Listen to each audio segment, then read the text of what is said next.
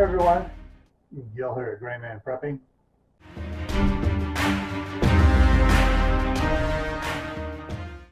In this episode of Your Prep for Today, I want to talk to you about water, but not your drinking water, or the water for washing dishes, or the water for cooking.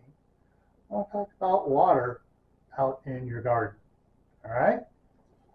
Now, what I want to talk to you about this is that this can be non-potable water.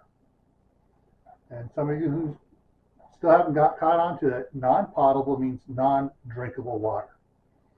All right, so you say, why would I put non-potable water on my garden where I'm going to be eating that stuff?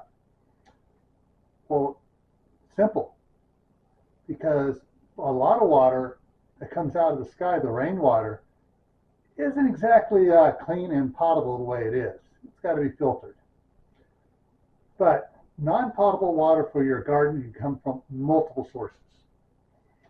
And it could come from bath water. You're not going to want to drink your bath water, but it's perfectly fine to put on the garden. Some laundry water is perfectly fine to put on the garden. Now, rainwater, if you collect it off your roof,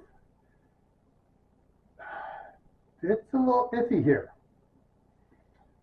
If you have asphalt shingles and they're brand new, they tend to give off a lot of oils and stuff when the first year or two while they're being rained on. It's kind of this summertime, they secrete the oils and stuff, and the rain comes along and washes it off. Those you may not want to put on your garden.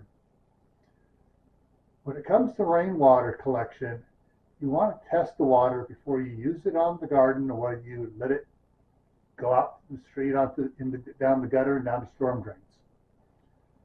If you have metal roofs, you're pretty good. It's a pretty safe bet that you can use that on your garden.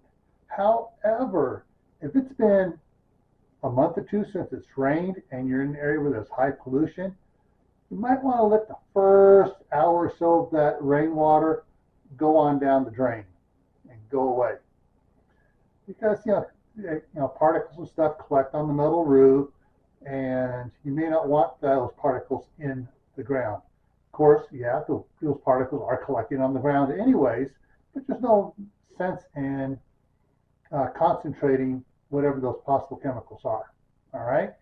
Now, don't freak out. Everyone's probably going, oh, no, I can't use any rainwater at all. Well, yes, you can. Also depends on your location, too. If you're in an area where there's a lot of pollutants and stuff, you need to be more careful. If you're out in the middle of nowhere and there aren't that many pollutants at all, you're probably perfectly safe to go ahead and use it the first one straight away onto the garden, all right?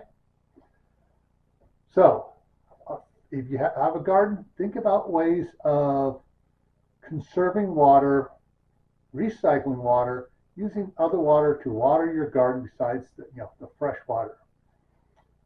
Because in certain areas, they're charging you an arm and a leg and your firstborn if you go over a certain allotment of water per month. So it's a good idea to recycle water, reclaim the water if you can, to use in your garden. All right? So put your thinking caps on. Figure out what's going to work best for you. I don't know how you are set up, so I can't tell you exactly how to do it. But I can give you ideas. And that's what I'm trying to do. I'm trying to get you thinking about possible ways to do it. All right? Okay, so before I take off, I want to ask everyone, pound that thumbs up button, please. And make a comment. I like this. This is okay. But whatever. Make a comment that helps me out with YouTube's analytics. Also,